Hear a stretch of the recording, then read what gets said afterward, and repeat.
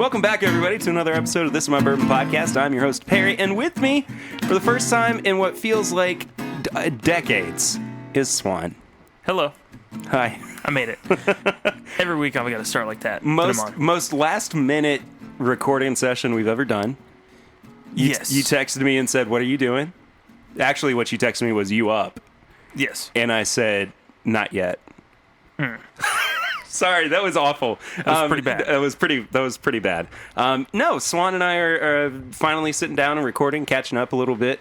And there's not really a theme too much for this episode. Mostly just kind of, hey, we haven't gotten together in a while. Yeah, there is a theme. We're drinking and we're hanging out. That's it. There we go. That works. So we start every episode out with Flying Blind. Swan has blinded me on something that is definitely not bourbon.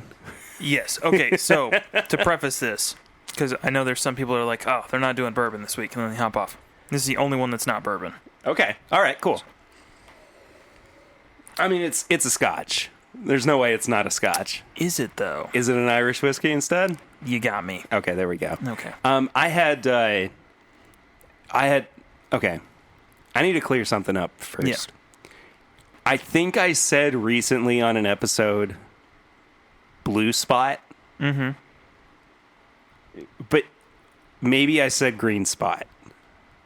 Okay, so green spot is their kind of entry-level, easy sipper. Okay. And blue spot's their kind of upper echelon along with red spot. But the blue spot is a 7-year-old cask strength. Yes. Yeah. The red spot just has extra age. I can't remember who I was talking to about it. I can't remember exactly. Oh, no. It was with Chad Extra Crispy. Yes. And I was talking about the Fusion Series 1, I think. And it was... go back and listen. And we were talking about how it kind of drinks like an Irish whiskey. And I could see... I think I said something to the effect of it kind of reminds me of Blue Spot. Okay. So I was not wrong. But my brain did something later where it was like, Blue Spot's not the right name. It's Green Spot. And then I looked up Green Spot and it was there. And so I was like, I'm stupid. Yeah, they've got a green. Okay. And then there's 2 finished greens that I know of at least. A yellow, a red, and a blue. Okay. So this is an Irish whiskey. This is an Irish whiskey. Oh, and by the way, I love the Blue Spot 7-year cask strength. It's good. I think you're just finding that most whiskeys with additional proof you like. Yeah,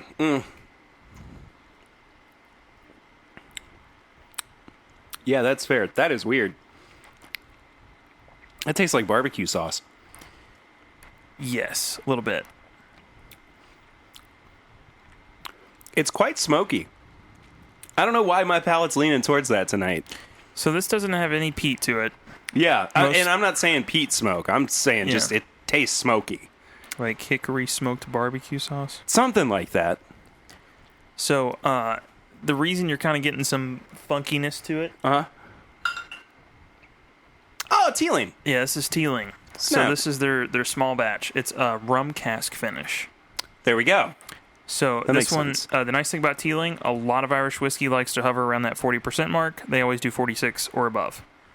Oh, okay. So is this at 92 then? Yeah, this is at 92. Cool. Age stated or not? No age statement. Does it matter? No. They're one of the few not doing stuff out of Middleton. Middleton's kind of the Kentucky, I guess, of bourbon. They just have everything crammed into one. There's some reasons that they all crammed into Middleton, but I'm not going to get into all that. No, that's fine. I did some research and listened to one of Clifton's streams. But I think it's pretty good. I always got kind of a rum raisin ice cream thing on it. Yeah, for sure. I like it. I don't like the nose. I like the palate. Yes. The nose, we were talking before we started recording. The nose is kind of acetone-y, astringent-y. It's different. Yeah, but I mean, all of that kind of goes away once you actually start to drink it. So here's the important part with this. Most places, not so much in the Kentucky market, but most places, this is the same price as Jameson. Oh, snap. Well, I'm definitely picking this up over Jameson. Right? So this is about 33 in our market. Jameson's about 22. I'm extra 10, 11 bucks. That doesn't bother me at all. Me neither. I would be more than happy to have this in my collection, especially for people who like Irish whiskey. I think that this is a pretty approachable one. Yeah, and I think with this one too, it's nice because the rum adds a little bit of almost a slight bourbon-y characteristic of sweetness. So that's just a nice, easy sipper. And I think it's great for summer. That's kind of the reason I brought it. Oh, for sure. It's hot outside. You can have a good amount of it. I finished way too much of it way too quick. It's good. But hey, Swan, the heck you been drinking recently? Everything in this box. Snap. I brought a box. I'm ready. You asked me last time, are you bored with bourbon? I gave you a very clear answer of, I'm not bored. I'm just interested in other things as well. Mm-hmm. So this is my If You're Bored of Bourbon box. I brought a bunch of just random, very interesting, strange, allocated, hard to find, whatever whiskeys from craft distilleries. Can't wait. So we're gonna be drinking those today. Sweet. I'm all about it, man. What have you been drinking? Well, I just, as of recording this, came off of my brother's bachelor party weekend. So a lot of beer. So everything. So, well, no. Because, I mean, I really only drink beer and bourbon. So, okay. I finally got to try the Old Rasputin Stout. Yeah, how was that? Unbelievably good. I mean, like, dangerously good for being a stout. It's a nitro stout, though, so kind of like in the realm of Guinness. Yeah. So, I mean, it's really light. In like, it doesn't feel like a normal stout does, where it just bloats you and you feel like you want to die. They're delicious, but you do have that feeling. Yeah, you really do. Yeah. But I loved it. It was 9% ABV, and I wanted another very quickly afterwards, and I had to stop myself because. But we also got a picture of the Sierra Nevada hazy little thing, which is one of my favorite hazies as of recently. Mm-hmm. I tried that one the other day, actually. I don't think it's overly bitter. I know that people have such an issue with the hops in IPAs and it just being not beery. I didn't like it, but I liked it better than others that I've tried. That's fair. Yeah. That's fair. I didn't like it, but if you like it, then you're stupid. But well, no. So let me rephrase this. No. You didn't say anything wrong. I'm just saying it would have been really funny if that was the statement that you finally came around to. There's a lot of like, oh, try this. You should try this. It's limited. It's hard to find. And beer that every time I've tried it, like as vendors come into Total Wine for me to try them, I'm like, I'm struggling not to make a face of just like disgust. Mm-hmm. But with this one, I was just like, I wouldn't buy it. But if somebody was like, here's a can of it, I would probably drink the whole thing. I liked it enough that I would probably drink it. You just don't like beer in general. No, I don't. I mean, so Eric Smith gave me some really nice, kind of hard to find beer. He has like this little like kit that he gets in every once in a while. Is it the 450 North? So I'm getting some of that from him. Oh, okay. The smoothie style beers are okay. I think they're fine. Diane loved them. But everything I've tried, it's an overwhelming just, just fine. I'll be honest. I'm not a big fan of sours. I have a hard time with them. Yeah. But smoothie beers, I am all about. I love those things to death. I would drink them daily if I could. They were kind of my introduction into hazy IPAs as well. And it was so funny because I just kept going, the only way I'm ever going to be able to get a hazy is if I get it from 450 North or from something more craft, I guess.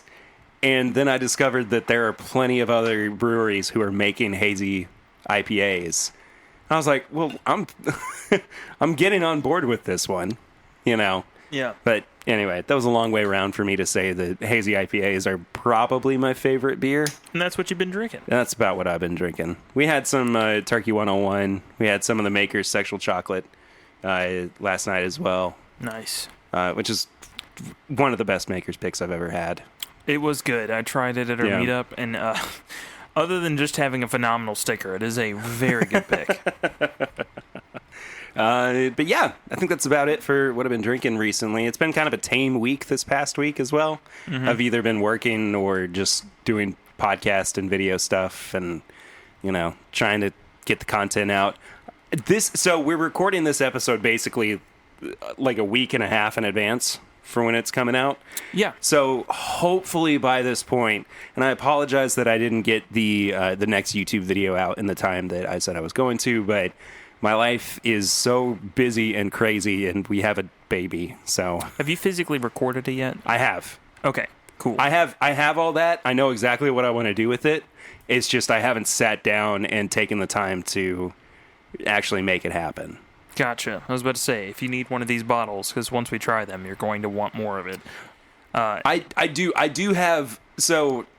need to kind of pre-record a few episodes or a few videos, just for the sake of having them ready to go.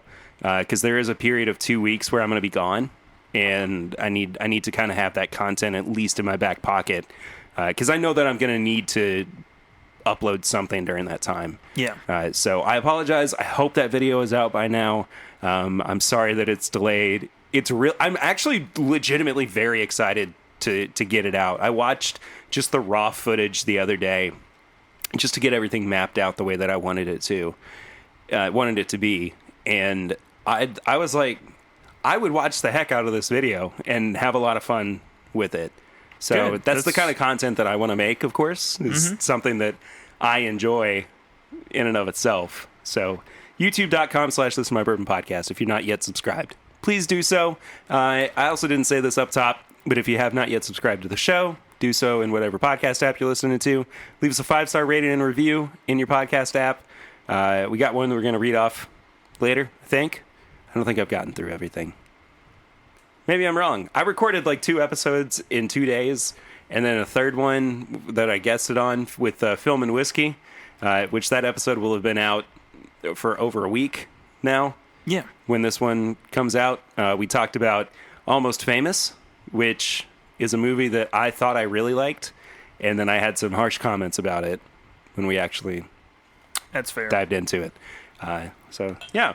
I'll put the link for that in the description below as well. Swan, what the heck did you just hand me here? So I picked this one. Oh, snap. Okay. Yeah. This is a blend, too. No. They just don't know what to call it. So, yeah, so it's kind of like when Nom Creek puts on their single barrels that it's still a small batch. It's kind of a generic label to put on the front. So on the side there, you'll see what it's finished in. This is... Oh, is this what I had the other day? This is what you had the other day? Yeah. Yeah, so this is a 1 of 1, at least when we picked it. It was the only one they had finished this way. Right. And I'm going to butcher this. I think it's called Pinot de Charentes cask. Something similar to that, yeah. Yeah, which I believe is kind of like, at least when I saw it today, almost kind of a rosé-colored looking French wine. But interesting. It's a sweet wine, like a dessert wine. Yeah. And it's finished in that. I've never heard of it. I've seen it a couple of times, at least the dessert wine itself, but I've never heard anybody finishing this. And we tasted, I kid you not, this day we probably had about 20 different bourbon samples they let us taste. And so when we just tasted like a cognac, a rum, a split stave that they called it, a couple of other things. As soon as the room tasted this, everyone said, yes, that. I want that. I don't want anything blended with it. I want that exactly. Wow, okay. That's crazy. Yeah, that does not happen often on barrel picks. No. There's usually unanimous, that's good, and then there's still some deliberation. Yeah. This was unanimous. I had this the other day in a plastic cup and thought it was good. So I'm really happy to try it out of an actual tasting glass. Mm-hmm. And by plastic cup, I mean there was no more than, like half an ounce of a Yeah, you remember when you were in, like, kindergarten and they brought the little fluoride treatments? Those cups. We've talked about this before. They didn't do that for us. But I know that people do that. Yeah. Yeah. Okay, cool. I'm the weird one. It's a Midwest thing. It's a Midwest and a small town thing. So it doesn't surprise me that in Frankfurt they did that for you. I had such a small class when I was in kindergarten that it was kindergarten and first grade, and you just took that class twice. Oh, that's rough. Yeah. So their kindergarten and first grade were in the same room. And so, like, the kindergartners, you'd be coloring a school bus. And then it's just like, they don't care about staying in the lines. And they're just like, you did great. You tried. And then next year, you'd color the same school bus, except then they did care about the lines. Like, that was the difference between classes. Instead of a big check mark, you get a big red X. Yes.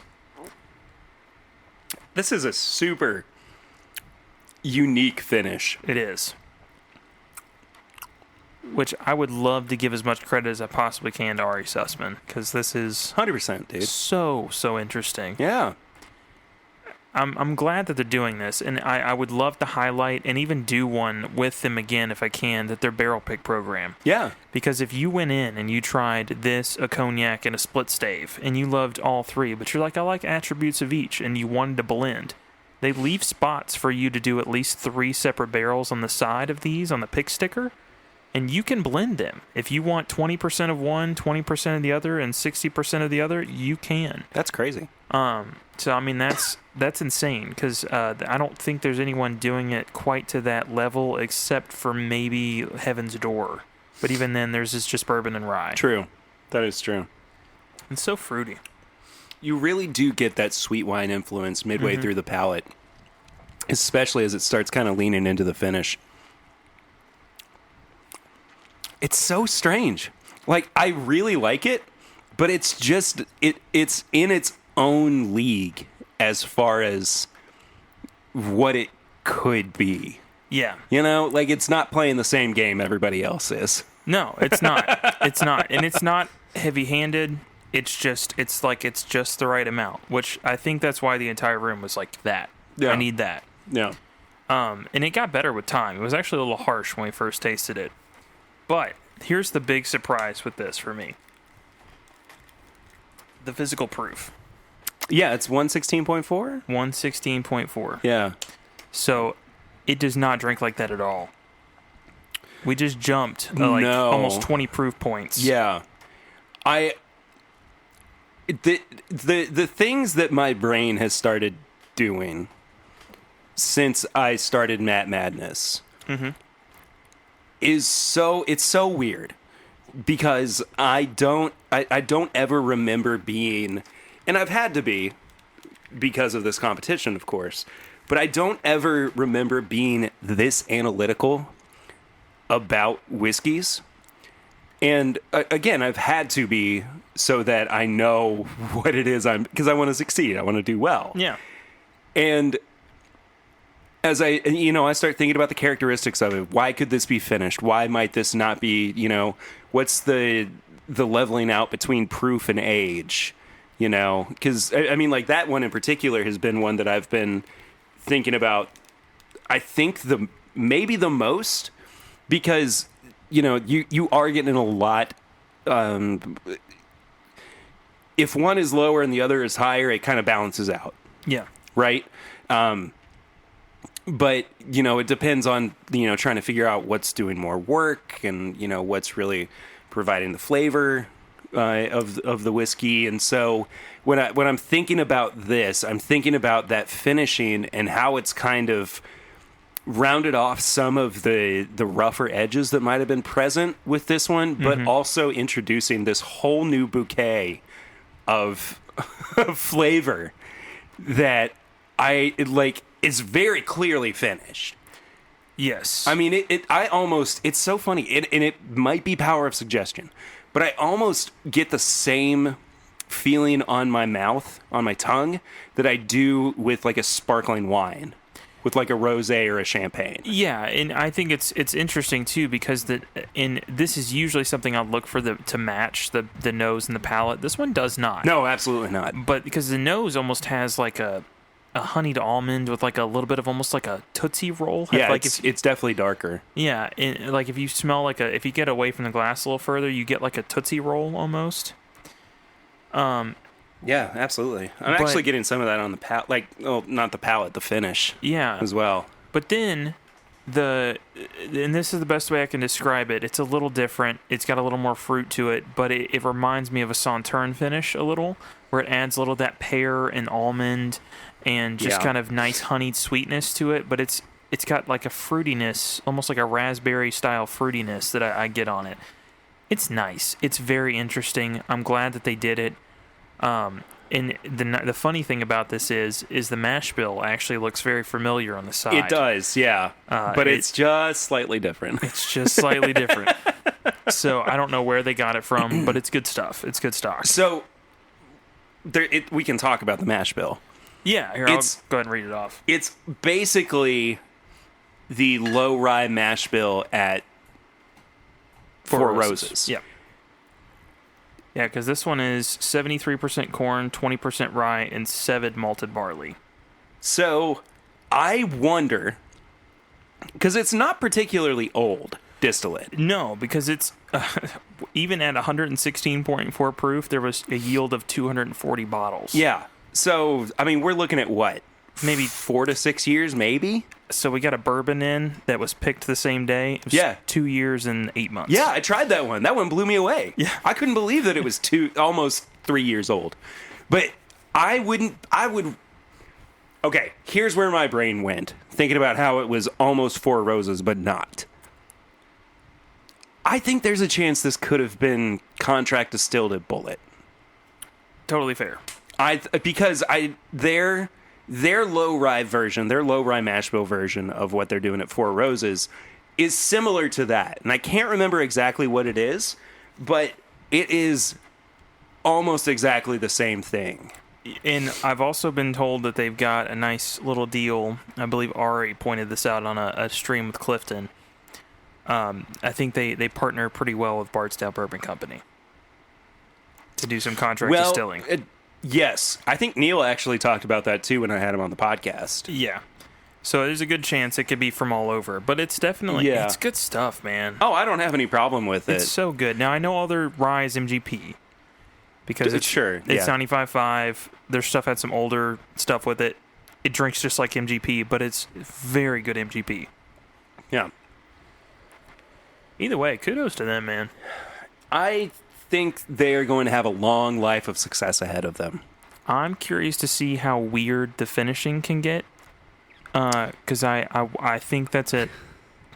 I think they're going to be the local boys that kind of take the barrel approach. Knowing how Neil's brain works after talking with him, the thing that I think I took the most away from it is if it works and it's really good and there's a way to sell it, we're going to do it. Perfect. They're not playing by the same rules everybody else is. No. It's all about disruption at 3 Chord Bourbon. So if Neil's got something that he wants to throw out at people and just absolutely blow them away, by God, he's going to do it. He's going to do it. And he's going to do it extremely well. So this is no exception, I would say. What do you got in your box of tricks there? Oh, is this the one? This is the one. Is this the one? Don Ishida, clip this now. Okay. All right. So, and I'm probably going to mispronounce this. They put AW in the bottle. I believe it's actually a Y distillery. All the Y? All Y? Yeah, there we go. So this has got so much info on this bottle. I'm so excited to try this, dude. So this is a barrel strength limited batch. It's going to be 61%. Matured in Four Roses OESK barrels. And it was dumped on 12/30/2020. And it's finished in virgin oak barrels. So this is technically a double oaked. Just the other way around. Yeah. So that's so wild. Yeah. The mash bill is 25% rye, 75% corn. Oh, so it's no malted barley. No malted barley. And then it's also a Char 4 from Four Roses, but it's actually a sherry yeast. So I'm not sure what's going on with this. So it's nicknamed the Al Young batch. So this is where my brain hits a wall. They had to have included some kind of enzymes to produce the alcohol. They would have had to, yes, but I don't want to even think about how. I want that guy on the podcast. I believe his name is Jake. I'm not sure. I'm going to have to get some more info from Don. That's fine. However, he produced this. He also produced a sorghum whiskey. fantastic. Did he produce that vodka that Don sent? I believe as well? so. Yeah, that guy. Which I don't even know if we've opened yet. So we tried the what was the other one from Hawaii? Mahalo. Ugh. Not good. This, it's good stuff, man. I believe good it. stuff. Did Chad and Sarah try it? They did. So Yeah. I'm actually sampling this out. Don was nice enough to send me a bottle. I'm making sure this gets into the right hands. So everyone needs to start knowing about this distillery. We've got so many people that. Sorry, I poured a little bit more than I probably should have. You are all good. There's so many people that need to get their hands on this bottle because I genuinely think that Hawaii has the ability to show up a lot of people with some really good whiskey. And from my understanding, I'm going to keep calling you Jake. I'm so sorry if this is incorrect. He's a humble dude. He's just glad to see his whiskey out there, Yeah, of which course. is fantastic.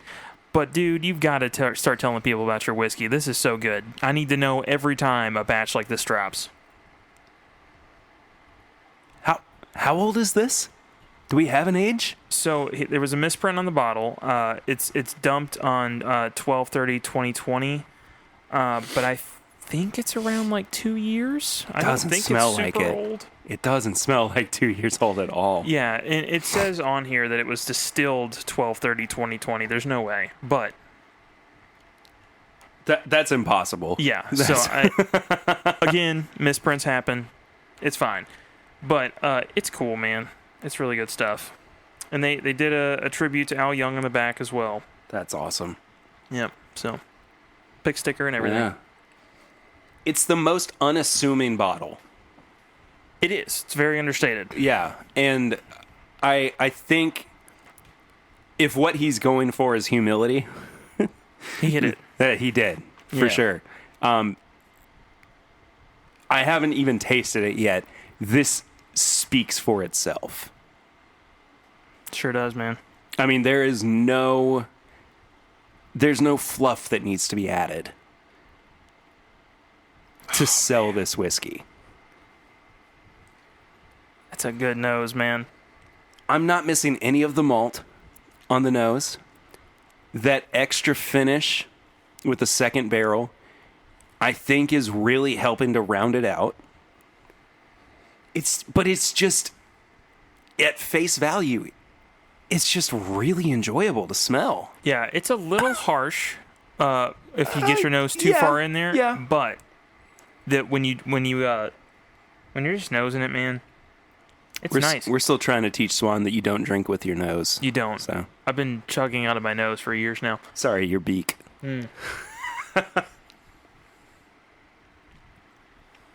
Oh, man.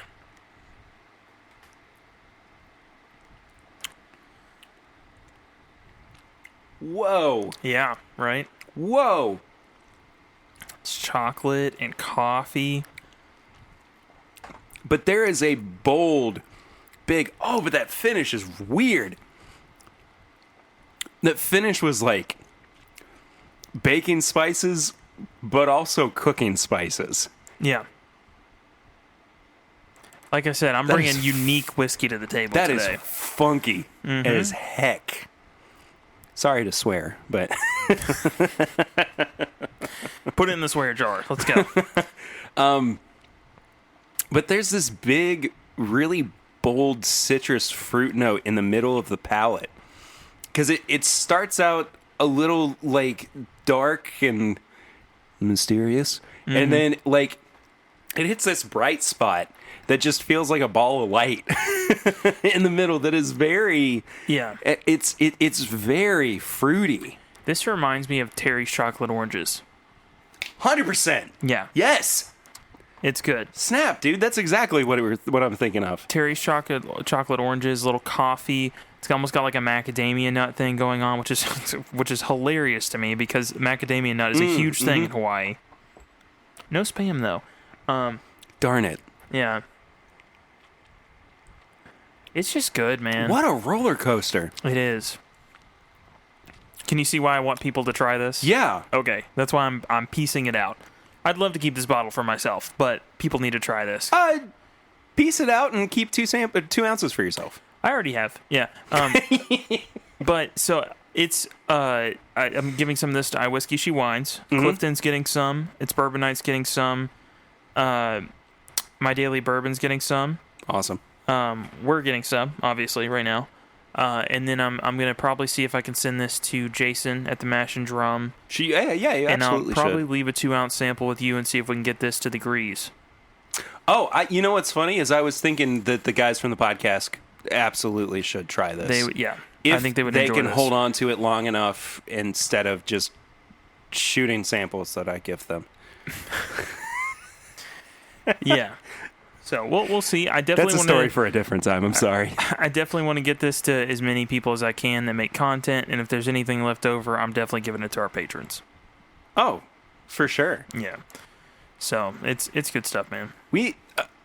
I don't really know where I was going with that sentence. Anyway, I might not be dead from this weekend, but my brain is. But your brain is. My brain is quite dead. This is one of those things where you're right.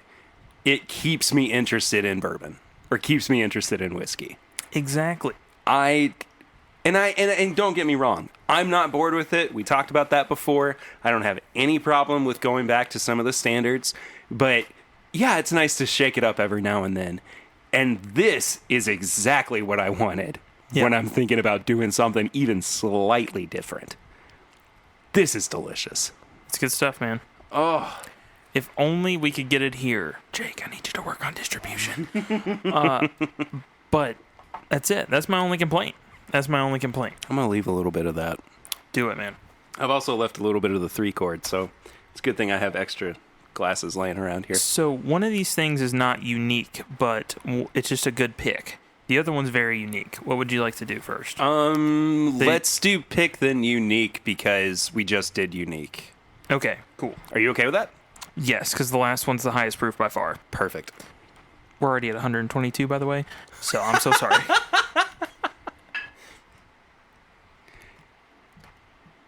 Oh, heck yes. I've been wanting to try this since you got this bottle. What are you doing? I'm just pulling my headphones and stuff. Can we not break my Glencairns? Yeah, it's okay. This is the first time you've been over to this house in like a month. And I'm just breaking stuff. Like, hey, man. No, the little headset thing fell down. You're good. So, sorry.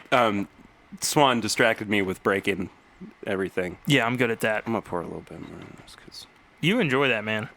Fred Gilbert is the man. I had some gift cards to BHG, more specifically OBC Kitchen, and he's like, "Hey, did you like that pick?" And I was like, "Yeah, I loved it." And he's like, "Cool, here's a bottle." So that's for us. Awesome. I'm leaving that here tonight. Oh, snap. Yep. Well, I'm fine with that. Yep. So it's a Knob Creek pick. Look at the age, though. I know. Barreled 11/22/2006 and selected January 31st, 2020. Swan, I was on this pick. I helped pick this. This was good stuff. This was at OBC. Yep. I was with Mark from The Bourbon Life. The Bourbon Life, yeah. Yeah. It was me, Mark, and like a third guy. I can't remember. But it was one of the... Sorry, third guy. Sorry, dude. But Justin asked me to be a part of it. Actually, Iverson might have asked me too. But my brain just broke a little bit because I haven't tried this since I picked it. Well, there you go. That's fantastic. Yeah. I'm so happy right now. Smell it. It's probably changed a little bit since you picked it. Hold on. Well, I'm going to let Perry have his love affair. I'm just going to sip on some whiskey. Okay, right. Okay, sorry. This is all coming back to me now. Yes, So- okay, right. Okay, I have to say 100%. okay Got 18 times before I can finish the sentence. Okay. So there was this one, there was a 15-year-old, and there was one that I think might have been, there was either a 12-year-old or a 14-year-old that was in that as well. Yes, there was a 12-year-old, I believe, and this one was directly in the middle, and I think it was a Three Musketeers pick style or something like that. Something like that. Or Three Amigos, maybe, Yeah. whatever it was. One of those. So the 15-year, we unanimously said no. But like it wasn't that good. and we didn't think that it was nearly as good as the other stuff that we tried. It's fair. This one was an immediate yes for us, and I again haven't had it since January 31st of 2020, but I'm really, really excited to try this again, man. It's a year and a half later, and you just kind of surprised me with it. Yeah. He's making faces. Holy moly. That's like cherry cola. Man, that pick team did a good job. Whoever the heck those guys were. That is phenomenal. I'm gonna have to go get a bottle. Do it, man. There are a few bottles, a few picks that I've been on with BHG or with OBC that I have just fawned over and have loved. Well, truth be told, I haven't had a bad picking experience with them. But the first one I went on was a Four Roses pick. Then I got to do Russell's and Kentucky Spirit on the same day. Mm-hmm. And that was incredible because, of course, Eddie's there. And he's pulling from the barrels. That's always an experience, man. It's amazing. I still have a little... Please, Wild Turkey, don't listen to this part. If you are listening, just skip over, please. All right. Now that all the normies are gone, I saved like a half ounce from all of the barrels that we tried, or even like a quarter ounce. Got you a little blend? I've got a little suicide blend from that day that I go back to every now and then. I want to save it for as long as I can. Probably saved for a somber occasion that we don't want to talk about too much. Yeah. But, this was one of those picks where we had to go to OBC to do it. Like they sent the sample pack, gotcha, or whatever, so I didn't actually get to go to Jim Beam. But it was still great. It was still a really good experience. Is that your wallet over there? It is, yeah. Okay, cool. I just wanted to make sure that there wasn't just a random wallet that showed up in my house. No, my ID should probably be in there somewhere, though, so I'm going to figure that out later on. Where is your ID, Swan? Usually it's in the front. We'll figure it out. But you haven't lost it, correct? It's just in your wallet somewhere. I'll look for it. All right, fine, whatever. I'm going to go back to drinking this pick that I love so much. Yeah. I've done 2 Knob Creek picks. That is got to be your favorite. No. No? How's it not? This is delicious. I know. I love this one so much, but the first one I did was the one that was 13 years old and came in at 121 proof. And they added a gallon of water to get it down for the bottling. And I've talked about it ad nauseum on this podcast.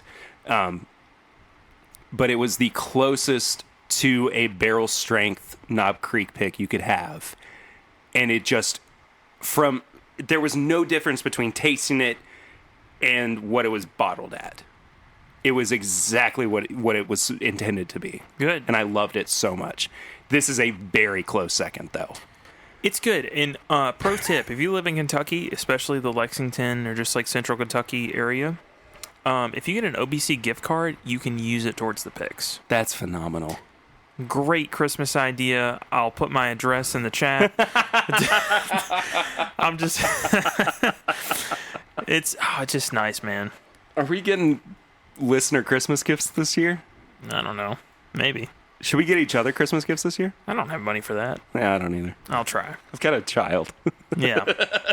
Get Christmas gifts for your child. Sorry, kid. I couldn't get Barbie's dream house. I had to get Swan a bottle of Knob Creek. Well, no, I mean... Uncle Swan. I mean, if I'm looking back on my childhood, my parents, like, way overdid it when I was a kid. Now I get, like, a Venmo on my 26th birthday, and my dad's like, here's $26. I hope it fits. And I'm like, thanks, Dad. And that's all. I don't even get to see him. I just get a... That's the bleakest thing I've heard. You might have talked about this at the meetup weekend, too, because I think I'm reliving a trauma, a shared trauma that I don't even have access to in my brain. Well, but it was almost... That is horribly depressing. No, it's not. Because think about it this way. But $26 is all you're getting on your 26th birthday? If my dad would have put a card together that said, I hope it fits, and put $26 in there, I would have thought it was so funny. It's just the fact it's Venmo. Yeah, well, that's it. That's the only sad part of it. So I think it's hilarious. I had more fun with that. I took a screenshot and I think it's so funny. I mean, don't get me wrong. It's infinitely hilarious. Yeah. But my heart just breaks hearing that. It's just funny, man. I just want to die a little bit. Yeah. After hearing that. I mean, love you, Dad. All right, I'm going to do a thing because I need to free up a glass. I'm going to do a little blend. Okay. Of whatever I have left. And I'm happy that this is staying with me so that I can have this. Absolutely. I wish there was more in it, but there was a period where, like, you know those bottles you get in and you just ignore your entire collection and just start slamming them? Yeah. Yeah. This was one of them. Yeah, yeah. What's great about this, too, and it's not that the 9-year-old picks haven't been great, but this is just better. It's just better, man. Mm-hmm. I mean, the older picks are still superior, and I don't mean to, except for Bourbon Karma. I know they are. I still think it is a better value than most whiskeys at 9 years, and I don't think people need to crap on that. No, I don't think so either. A 13-year-old pick for $50 is insane. Yeah. I don't think that needs to be the standard anymore because there's just we're whiskey prices moving up just in general. That's fine. I still think $56 at like a Total Wine for one of their picks at 9 years old, as long as you can taste it beforehand and you like the flavor profile, I think it's worth it. Bourbon Karma, worth it. A lot of the 9-year picks I've tried, worth it. The Kroger pick I got the other day, worth it. Yeah. 13-year-old, still better. I don't disagree at all. Using this current pricing method, I'd pay $80 for this bottle. Yeah. And that's fine. Yeah, I would too, especially knowing how expensive Booker's is now. Yeah. Which you know what? I am done listening to reps and figureheads from, is that yes. Is this the one? Yeah, it is. Keep going. All right, but I've fallen into this trap multiple times now. It's usually my fault of asking somebody with the distillery, is this going away? Is this changing? Please tell me it's not. Here we are again with another major change that we have denied for a long time. Mm-hmm. And if Total Wine is getting Booker's in and pricing it at $98 a bottle, that's an indication that the market is either, it's not collapsing, but there is a change at the retail level that has to be reflected by distributors' decisions. Yes. Am I wrong or no? You're not. Go light with this one. The proof is insane. I know. You're not. People get complaints on it all the time. I've seen even Kroger and Liquor Barn and some other places list it for around $100. You gotta kind of twist it, yeah. I love that cork, by the way. Such a good cork. It's such a good bottle. We haven't even said what it is. That's fine. They don't need to know. I'm going to tell them. Yeah. Oh, you're going to know. And you're going to like it. You're looking at $100 after tax. Easy. And it's just, it hurts to see, but at the same time, like, it is what it is, man. That's what they want to charge for it. That's what you're going to see on the shelf for it. They told us years ago, it's going to be $100. Everyone lost their minds.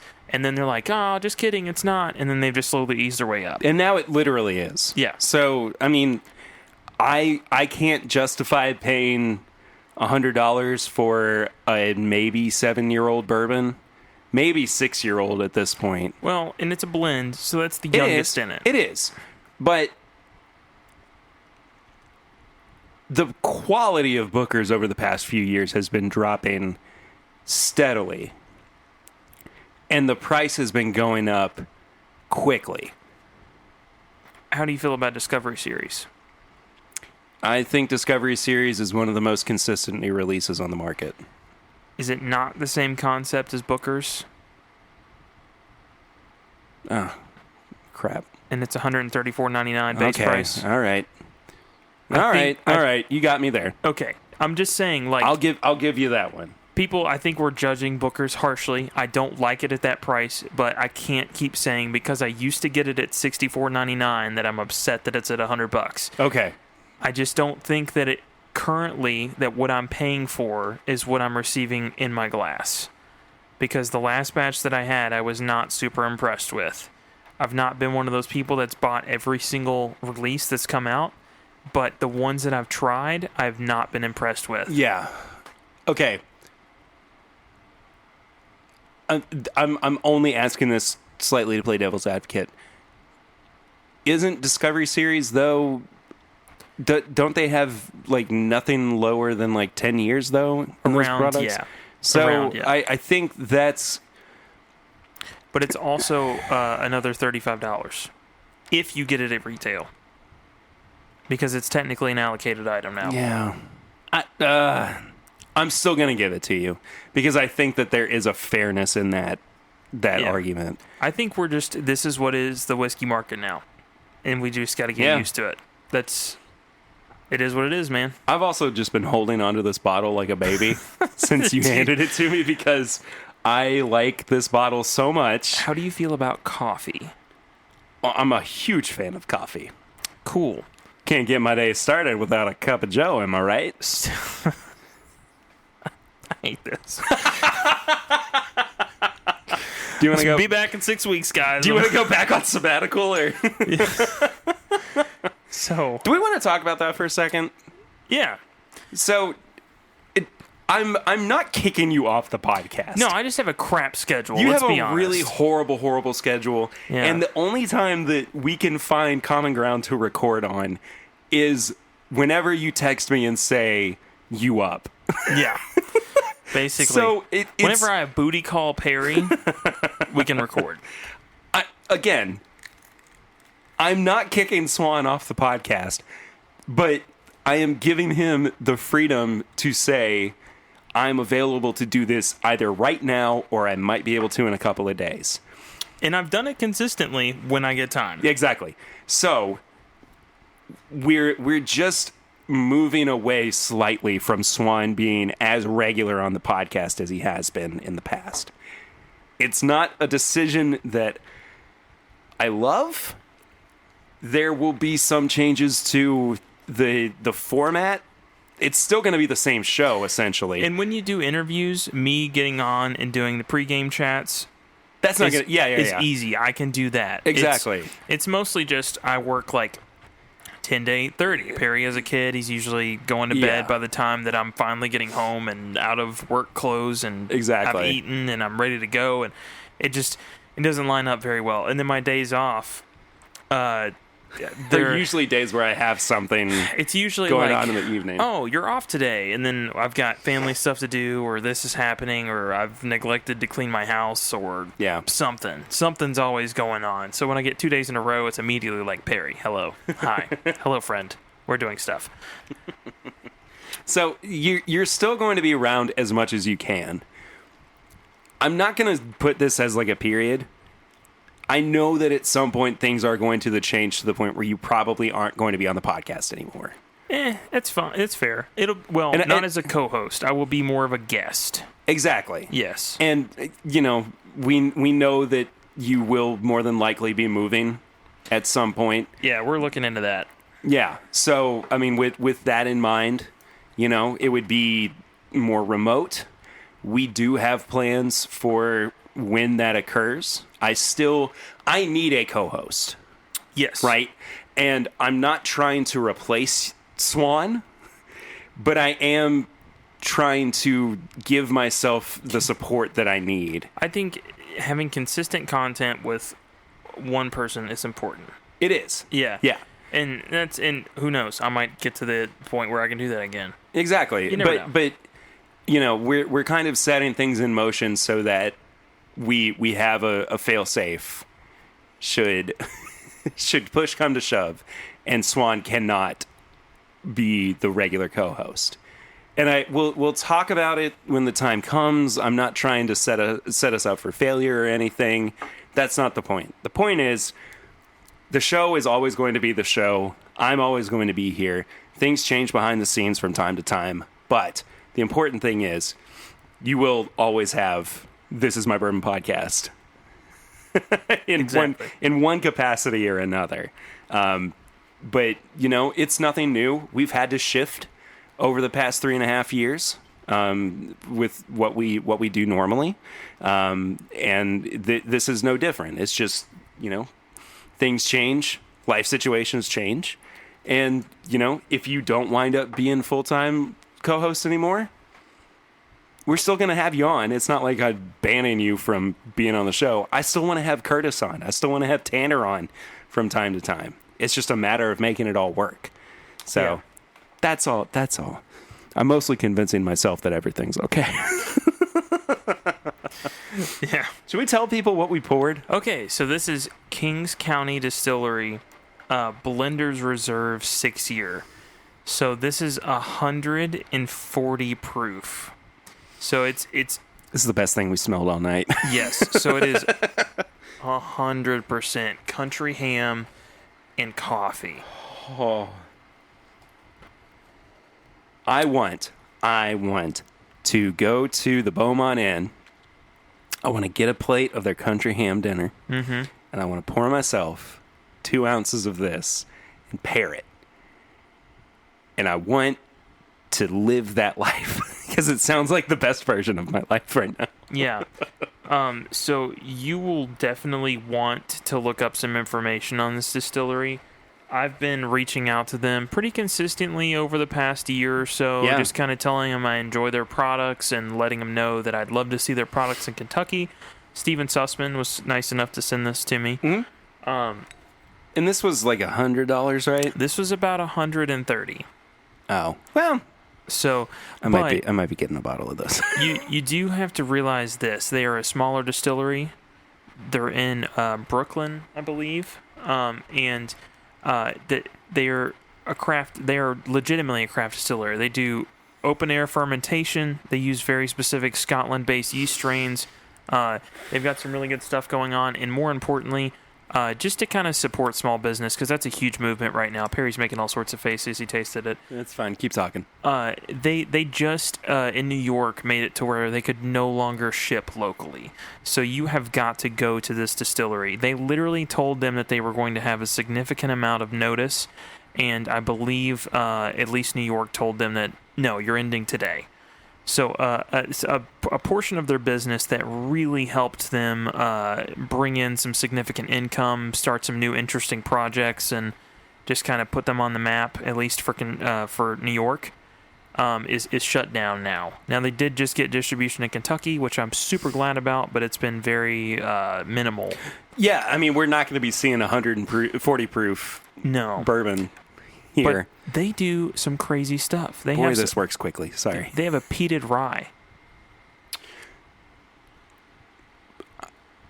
Cool. Yeah. Sorry, I was trying to figure out how to introduce this. I have a peated rye right now. Yeah. From a distillery. That episode is going to be coming out sometime in the next few weeks. I haven't yet recorded it as of recording this one. But be on the lookout for that. Yeah, and I believe their Empire Rye that they make also has been winning some significantly, like a lot of awards recently. Yeah. So they do great stuff. Their Bottled and Bond is definitely their flagship product. Give it a try if you can. I think it's good. Their peated bourbon is great, too. Their peated bourbon is good. It's definitely, if you've never had one, that's a great one to start with. They just do good stuff. And if you have the opportunity to support them, I definitely recommend it. This is easily one of the most unique whiskeys I've ever had. Yep. I just love high proof bourbons. I do. You do, but there is one thing about this that you typically do not care for, and I'm surprised you've not mentioned it yet. Let me get to it. There's two things really, but one thing in particular that kind of attributes to both.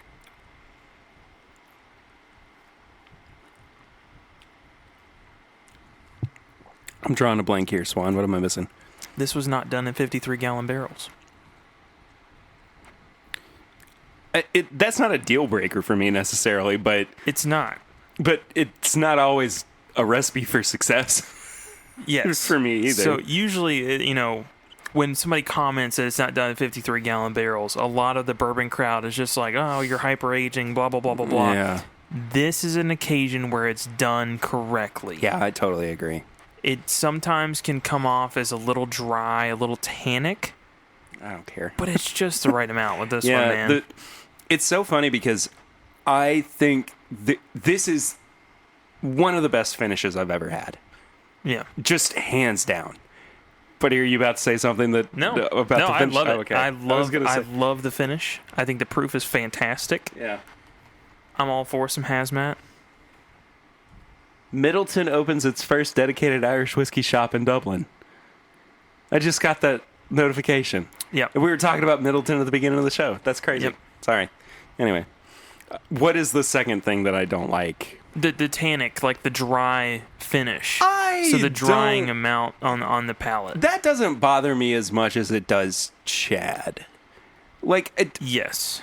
A dry finish, a dry mouthfeel in general is not something that I dislike. Yeah. I like dry red wines and dry Chardonnays for the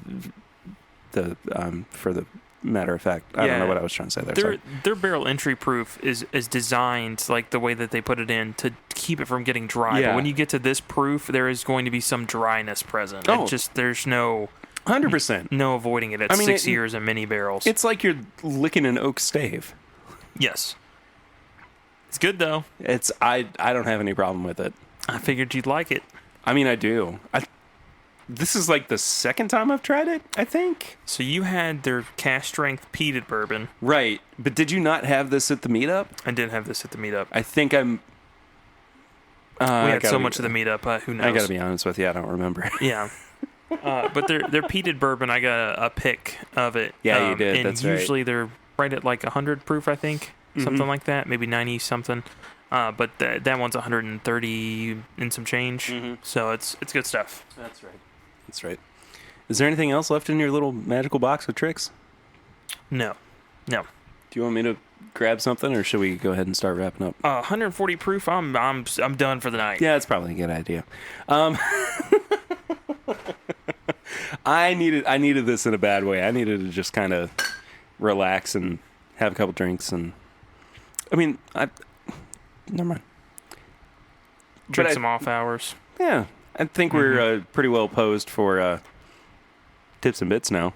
Oh yeah, right.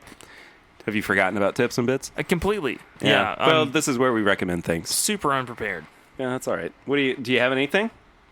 I don't know. I'll go ahead and do one. Hit me with it. I just read this week. It was a comic book that started, I think, in 2019, and they wrapped up in the early parts of 2020. It's called Superman Smashes the Klan. Okay, that sounds like an Always Sunny's episode. But the gang defeats racism. But I mean, it is. If you like Superman, if you love Superman, this is a great story for people. I will say it's a little uncomfortable because there is a lot of tackling of racist issues. Oh, okay. Of course. Gotcha. And they don't shy away from the language either. It's set in like post World War II, 1940s, early 1950s. So it's period correct, but it is currently non-PC. Yeah. Okay. There's a phrase that they throw around a lot to talk about Chinese people. Oh, nice. That's really, really hard to read and hard to digest. especially with as much as it gets said in that book. But it's a very solid story, and it is kind of a not coming of age story for Superman as well, but just kind of coming to grips with who he is as a person, and reflecting the way that he was adopted into America when he was coming to public awareness, I guess. And that's very rooted in who Superman is as a character anyway, because he was created by two Jewish immigrants and descendants of Jewish immigrants. But, it was during a period where it was very highly anti-Semitic in the United States.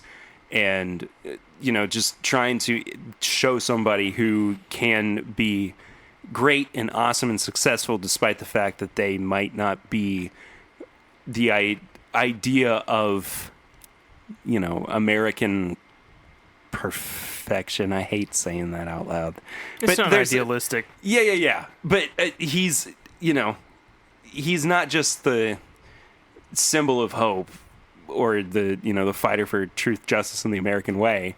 He's also a symbol for diversity. And it's one of the reasons that I love his character so much.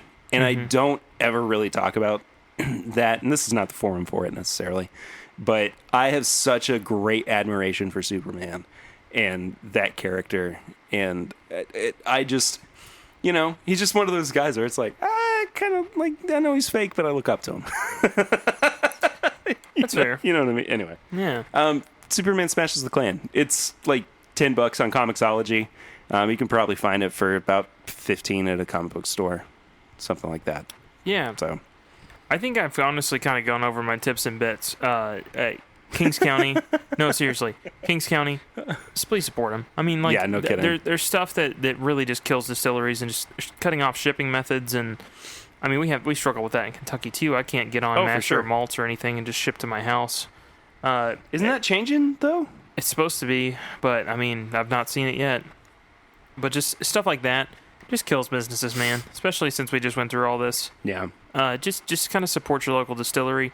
Even if you're like, I don't really love their products, give them another shot, man. I mean, there's times that I'm like, Town Branch just is really not that thing. I love some of Town Branch's products now. And I don't think I could have said that 2 years ago. Yeah. Give them a shot. I did have that single malt sherry finish whiskey again recently. It was funny because I had just come off of only drinking bourbon for like a week, and then I had it again, and my brain just did a backflip. Yeah.